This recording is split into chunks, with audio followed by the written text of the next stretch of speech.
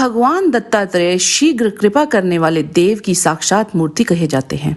इनके पिता अत्रि ऋषि और माता अनुसुईया थी। इस अवतार में भगवान ने 3 मुख रखे। परम भक्त वत्सल दत्तात्रेय भक्त के स्मरण करते ही उनके पास पहुंच जाते हैं, इसीलिए इन्हें स्मृतिगामी भी कहा जाता है। दत्तात्रेय विद्या के परम आचार्य हैं। भगवान नारायण के अवतारों में इन्होंने भी श्री कृष्ण की तरह ही सुदर्शन चक्र धारण किया था। कहीं कहीं दत्तात्रेय जी को ब्रह्मा, विष्णु और शिव जी का संयुक्त अंशावतार भी माना गया है। आइए विस्तार से जानते हैं इनके बारे में। ओम गणपति चैनल आपका अभिनंदन करता है। सनातन धर्म के साथ संबंधित रोचक तथा ज्ञानवर्धक वृतांतों के लिए चैनल को सब्सक्राइब अवश्य करें। अगर वीडियो पसंद आए तो लाइक और शेयर करें। आइए अब चलते हैं वीडियो की ओर। श्रीमद् भागवत पुराण प्रथम स्कंद अध्याय 3 में भगवान के संपूर्ण अवतारों का वर्णन किया गया है। अनुसुईया के वर मांगने पर छठे अवतार में वे अत्रि की संतान दत्तात्रेय जी हुए। इस अवतार में उन्होंने अलर्क एवं प्रहलाद आदि को ब्रह्म ज्ञान का उपदेश दिया था। आगे भागवत पुराण के ही स्कंद 3 में दत्तात्रेय जी के बारे में और भी विस्तार से बताया गया है।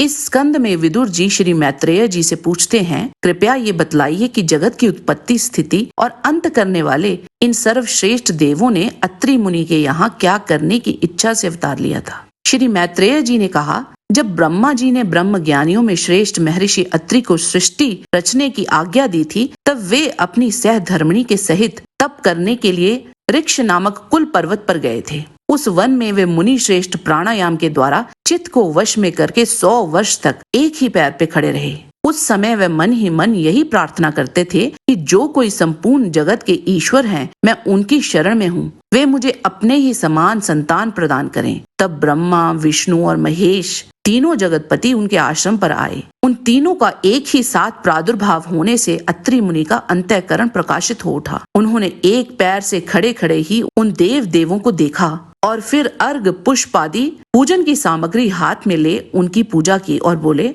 मैं आपको प्रणाम करता हूँ। कहिए, मैंने जिनको बुलाया था आप में से वे कौन महानुभाव हैं? क्योंकि मैंने तो संतान प्राप्ति की इच्छा से केवल एक सुरेश्वर भगवान का ही चिंतन किया था। फिर आप तीनों ने यहाँ पधारने की कृपा कैसे की? आप लोग कृपा करके मुझे इसका रहस्य बतलाइए। अत्रि मुनि के वचन सुनकर देवताओं ने कहा, ब्रह्मन, तुम सत्य संकल्प हो, अतः तुमने जैसा संकल्प किया था वही होना चाहिए। उससे विपरीत कैसे हो सकता है? तुम जिस जगदीश्वर का ध्यान करते हो वह हम तीनों ही हैं।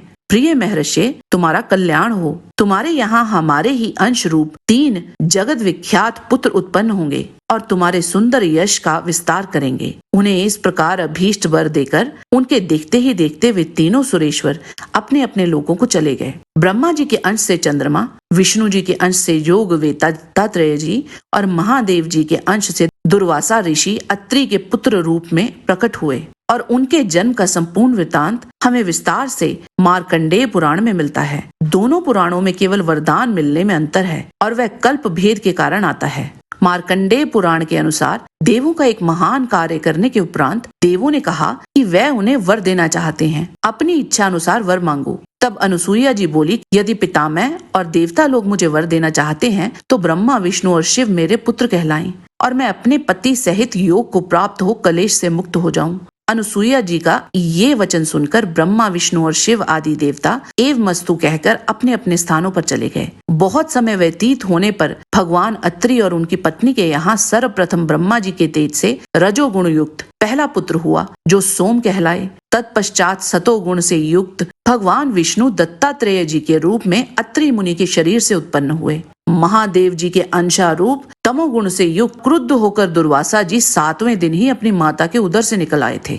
एक दिन योगी दत्तात्रेय जी मुनि कुमारों का साथ छोड़ने के लिए तालाब में उनके साथ स्नान करने के लिए गए और उसमें बहुत काल तक छिप गए, परंतु मुनि कुमार ने भी उनका साथ नहीं छोड़ा और उनका दर्शन पाने के लिए तालाब किनारे ही खड़े रहे। तब दत्तात्रेय जी एक अति सुंदर स्त्री के साथ तालाब से निकले। उन्होंने सोचा कि मेरे साथ स्त्री देखकर ये मुनि कुमार मुझे छोड़ जाएंगे और फिर मैं यहाँ अकेला रहूंगा। फिर भी उन्होंने दत्तात्रेय जी का साथ ना छोड़ा। जब दत्तात्रेय जी उस स्त्री के साथ मद्यपान कर गीत वाद्य आदि में रत हुए तो भोग संसर्ग से दूषित होने के कारण मुनि कुमारों ने उन्हें छोड़ दिया। योगीश होने के कारण वारुणी पीते हुए भी वह दोष को प्राप्त नहीं हुए। दत्तात्रेय जी मदिरा पीते हुए भी स्त्री सहित तपस्या करने लगे। एक समय देवताओं और दैत्यों का बड़ा भीषण युद्ध हुआ। देवों के सेनापति इंद्र थे और यह युद्ध एक दिव्य वर्ष तक चला, जिसमें देवताओं की पराजय हो गई। वह सभी देव दैत्यों की सेना के नाश की अभिलाषा से देवतागण दैत्यों से हारकर बृहस्पति जी की शरण में गए। बृहस्पति जी बोले, महात्मा अत्रि के पुत्र तपोधन दत्तात्रेय जी का आचरण यद्यपि कुत्सित मालूम होता है, परंतु उनको तुम संतुष्ट करने के योग्य हो। यह दैत्यों के विनाश के लिए वरदान देंगे। देवतागण दत्तात्रेय जी के आश्रम गए और वहां वे लक्ष्मी अपनी पत्नी सहित आश्रम में विराजमान थे। दत्तात्रेय जी ने उनसे उनके वहां आने की अभिलाषा पूछी। तब देवताओं ने उनको सब बताया। इस पर दत्तात्रेय जी बोले, हे देवताओं, सब असुरों को युद्ध करने के लिए यहाँ बुलाओ। मेरे दृष्टिपात से उन राक्षसों का बल और तेज क्षीण हो जाएगा और मुझे देखने से वे नाश को प्राप्त होंगे। दत्तात्रेय जी का ये वचन सुनकर देवताओं ने दैत्यों को युद्ध करने के लिए ललकारा। फिर दत्तात्रेय जी के आश्रम में शरण ले ली। दत्तात्रेय जी की दृष्टिपात से दैत्य निस्तेज तथा पराक्रमहीन हो गए। उसी समय देवताओं ने उनका वध कर डाला। दत्तात्रेय जी द्वारा कार्तवीर्य अर्जुन को शक्तिशाली वरदान मिले थे। कार्तवीर्य ने मांगा था कि मुझे वह सिद्धि प्रदान कीजिए जिससे मैं प्रजा का पालन करूं और अधर्म में प्राप्त ना हूं, दूसरों की रक्षा करने में तथा समर में मेरी कोई समानता ना कर सके। मेरी बलवती 1 सहस्त्र भुजाएं हों। भूमि, पाताल, समुद्र आदि में मैं अकेला ही किसी भी शत्रु से कम ना हूं। मेरे राष्ट्र में कभी धन का नाश ना हो और आप में मेरी शुद्ध भक्ति हो। दत्तात्रेय जी ने बोला कि तुमको सब प्राप्त होंगे और तुम चक्रवर्ती राजा होगे। इन्हीं के आविर्भाव की तिथि दत्तात्रेय जयंती कहलाती है। भगवान दत्तात्रेय जी के नाम पर दत्त संप्रदाय दक्षिण भारत में प्रसिद्ध है। जय श्री कृष्ण। आज के वीडियो में बस इतना ही। आशा करते हैं कि आपको आज का वीडियो पसंद आया होगा। इसे लाइक अवश्य करें। जाने से पहले चैनल को सब्सक्राइब करेंगे तो हमें बहुत खुशी होगी। किसी भी प्रकार की त्रुटि के लिए आपसे क्षमा याचना करते हुए आपसे निवेदन है कि प्रेम पूर्वक परमपिता परमात्मा को मन में धारण करें और बोलें, वैदिक सनातन धर्म की सदा ही जय।